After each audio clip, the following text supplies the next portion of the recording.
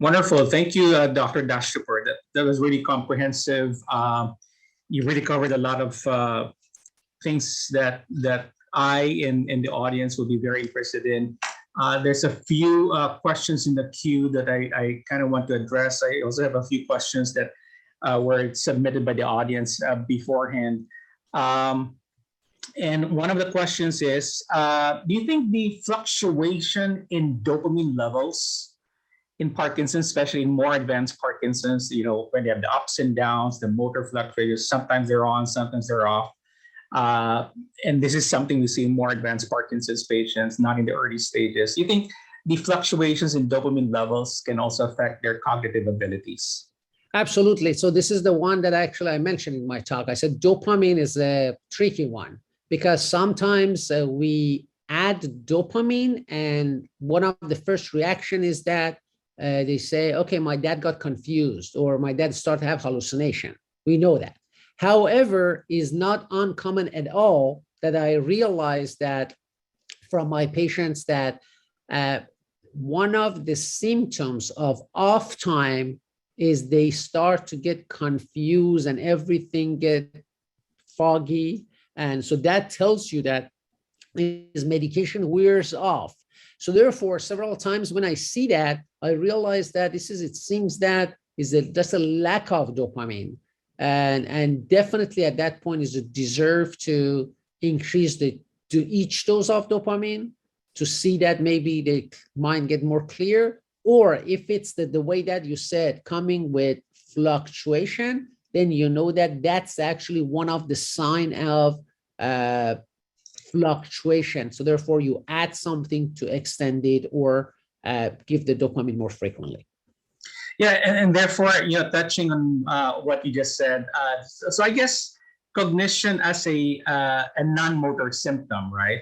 Or should I say impairment of cognition could be a non-motor fluctuation because sometimes or should I say oftentimes when we say fluctuation, we talk about the tremors, the slowness, the rigidity, their speed, and so on and so forth. When in fact, there are patients where the non-motor fluctuations or off symptoms are even more prominent, one of which is cognitive issues, right? No, I'm 100% believer of non-motor fluctuators.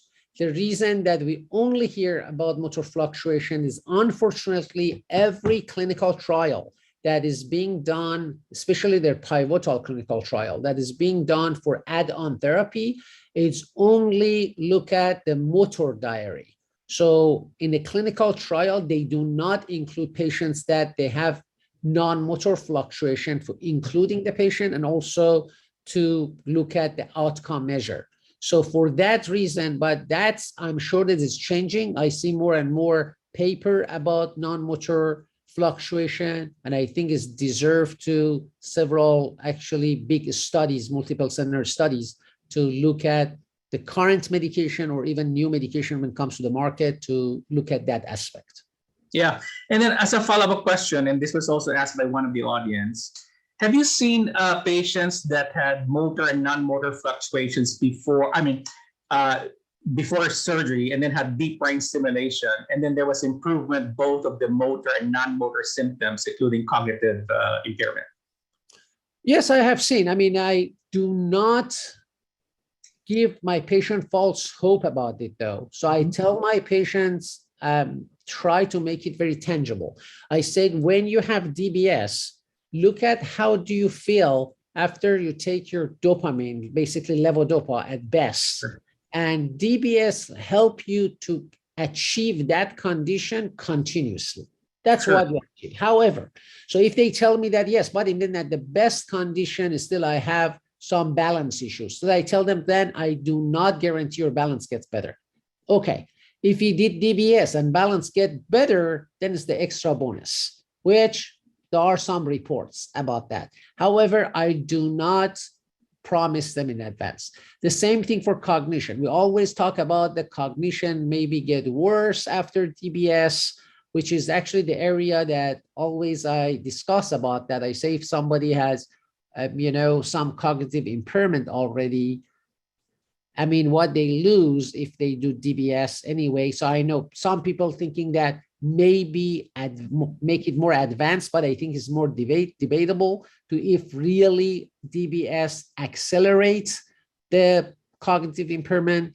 But however, on the other hand, there are some animal studies that shows that at least at animal level for sure, as far as I know, I'm not in the top of my head aware of human studies, but animal studies that shows we have increase of basically regeneration in certain of the area of the brain after DBS. That means that when you have DBS, start making new cells. However, again, interpretation of that one, we have to be very careful, because always making new cells doesn't mean that is a good thing. For example, you can have increased neuron cells after each seizure. So basically making new cells, in fact, act as a new area for developing more seizure. So therefore, always just taking this evidence is not good, I think. But for the patients, I think we don't have enough evidence for me to sit here and come with certain rules. I have not personally, I have not been really, as I said, I don't promise anybody for their motor symptoms, non-motor symptoms necessarily get better after DBS.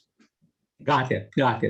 I think some of my patients on polypharmacy, whopping doses of levodopa, dopamine agonists on board, 4 or 5 medications, even an anticholinergic drug, perhaps. Some of these patients, simply because I try to reduce, my goal is really to reduce their medication doses to the bare minimum, if possible. I've seen some patients where their cognitive faculties, and we usually prove this to a neuropsych before and after, have actually improved after DBS. And the question is, what did DBS do that, or was it the reduction in the doses, dramatic reduction in doses of medicines? Very good point. Very good point. Yeah. How do you differentiate normal Parkinson's patient who's elderly that kind of developed dementia because now the patient is in his 80s or late 70s versus let's say Parkinson's with Alzheimer's disease? Is there a way that we can differentiate one from the other, or does it even matter that we differentiate one from the other? So it's a good point. So because when you have a patient, like let's say 60, 70 years old and has Parkinson's disease, and now they have developed difficulty with memory, you are saying that this is a Parkinson dementia, or he has Parkinson's disease and now has Alzheimer's disease. So first of all, I didn't have a chance to touch on that part when I talked about different pathology and autopsies on the brain. So in fact, we have published data to show that when you look at the autopsies under microscope, these autopsies really don't read the textbook. So it's basically not all of them come as this is Parkinson's disease dementia, this is a Parkinson's Alzheimer's. It's really a lot of them that have a lot of mixed pathology. So they have pathology of Parkinson, plus they have some amyloid proteins and tau event that indicating some Alzheimer's. They have a lot of them. They have vascular pathologies, that microvascular changes. So that's one, that's a mix. But clinically, as I mentioned, I think the best is we can send them to neuropsychologists, because they are the one, they can tell you and I, because you and I with the MoCA test and MMSE, we cannot really say anything about, they are not sensitive and specific tests. But our colleague of neuropsychologists, I mentioned in my talk, in fact, based on what domain is involved, they can say, yes, Dr. Evidente, so this guy has visual spatial plus executive functioning, and it's most likely is suffering from Parkinson dementia. On the other hand, the other patient has more language issues and memory is significantly, it seems that that's applied for Alzheimer, or a specific domain that, for example, for frontotemporal dementia. So I think the best that we have now is neuropsych. I know that imaging is advancing. I'm not using them. I'm not neuroimager, but there are some colleagues of mine that I know they are like investing on that area a lot on their career. So those are the best that maybe they can, but at this point, as you know, is very preliminary, like a step for neuroimaging also can tell us as a fact. Now, sometimes I encounter patients that I know are in the early stages of Parkinson's. Maybe they're in their late 70s or mid 70s or maybe early 80s even. And I started them some levodopa or maybe a dopamine agonist, and they start hallucinating. In your experience, do you think this early hallucinators are those more prone to developing dementia, earlier than later? Yes. Well, what is your feel about this kind of patients? Oh, that absolutely, absolutely. Patients with Parkinson's disease that they develop, there are some risk factors, which I listed them in my talk. And one of them is having some cognitive impairment already, just at the beginning. That's the indicator that they might end up with the Parkinson's dementia. Also, the patients that they have some hallucination, illusion, or delusion, at the beginning of the disease, they are also higher risk to develop Parkinson's dementia compared to patients that they are like at 10 years, they are receiving levodopa, sometimes even dopamine agonists with no issue. Correct. And then very frequently, when we talk about hallucinations, my patients have great difficulty in differentiating things that they see when they first wake up in the middle of the night. Let's say they're dreaming, and Right. then they wake up and they kind of see their dream in front of them, and then they report to me, I've been hallucinating. So can you help us differentiate between what's really hallucinations versus what's sleep related?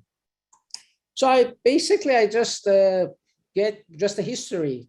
I personally just use ask them to elaborate it for me. And I just want to make sure that this is what they say. Did they report it to their loved ones, for example, their partner or not? And then they are the one can help saying that, no, he's up, he's awake. And they say that, hey, I see somebody. So definitely then I call it as a PD psychosis. That's not like a REM behavior disturbances. So that's the only way that I can differentiate that. But I know that again, one of the earliest phase, sometimes those type maybe evolve to complete hallucination when they are having some like a very vivid dreaming. But definitely I don't necessarily call them hallucination at that phase. In which case, you don't really chase after those, do you? In the evenings? Do you chase after those evening hallucinations when they first wake up, or just reassure them? Yeah, if it's really depends on how much is going to be bothersome to them. Like if it's really bad that affect the way that they're going to start their day, the effect that they get disoriented to even go to the bathroom or get ready, then I treat that. Then I consider that as hallucination. Let's treat them. But if I see that no, they say I just wake up, I feel something, but it goes away right away, then I wait. And regarding how I chase them, asking hallucination is always my review of system, basically form template. So I always check that. So no matter what. So because I think it's an area that is definitely deserve attention. And then you mentioned acetylcholine as one of the enzymes that is deficient in patients with dementia, especially Alzheimer's disease, possibly also in Parkinson's. One question here is, does taking choline supplements help? Does it get converted to acetylcholine? So I personally am not big fan of supplements because we don't have evidence. And what we do in Western medicine, at least, we learn to talk about evidence-based medicine. Sure. So when it comes to supplements, I tell my patients that most likely are not, like it doesn't damage. We know that like a certain vitamins, especially the vitamins that are water soluble. So like a vitamin C, for example. So those are, you can have the whole bottle. So you basically gonna eliminate them right away. But the fat solubles are the one that it can cause like a nausea, vomiting, like a too much vitamin E, too much like a vitamin D. So those are the one. But overall, generally speaking, nobody gonna go and get a whole bottle of vitamin D, obviously. But overall, supplements we consider them safe. And I always tell them that it doesn't probably damage you. Questionable if it's help, but definitely damage your pocket. So Absolutely. basically that's my, because we don't have evidence. Yeah. And then what about being prayerful and spiritual? You think that has a role in treating cognitive impairment in patients with MCI? Being spiritual, you said? Spiritual or prayerful? Oh, absolutely. I mean, I always thinking that I don't put it as a necessarily like a pray to whatever you want to do. So I'm just thinking that it doesn't mean that like a religiosity or praying. So it's basically all of these basically institutional, like a religious practices or praying or meditation. They are all at the end are mindfulness relaxation technique. So it's basically you are completely dissociate yourself from your outside detrimental stimuli that we every day we are dealing with, and you basically bring yourself inside peace, and it's definitely help. I'm a big and as I said, lifestyle modification, and one of them that basically relaxation technique. So if you know it yourself, if you already know that when you pray, you get a good connection to fact that you can really meditate, that's perfect. However, if you think that, no, that doesn't give you enough rule like it, then you can ask from like a counseling therapist to, there are some relaxation techniques. There are some CDs available that you can basically help you to meditate. But I mean, you can see that. I mean, you do a really good 10 minutes or 15 minutes of meditation, you be fresh, like you basically have a full of energy. Wonderful. It probably because it helps us to regenerate our neurotransmitters and more probably, which we don't even know the exact mechanism, because the area that is very hard to do study. That's the problem with these things. Yeah. Okay, we're going to take a brief break. We're going to introduce some of the other sponsors that help us put together today's webinar, and then we will resume in a few minutes. Okay, thank you so much. Thank you.